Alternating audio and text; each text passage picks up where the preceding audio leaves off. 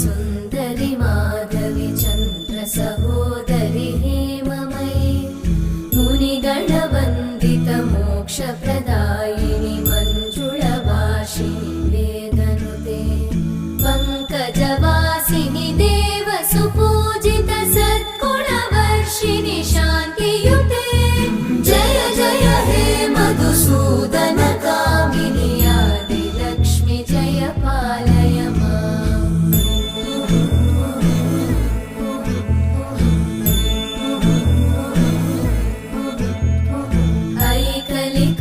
ऐकलिकल्मषनाशिनि कामिनि वैदिक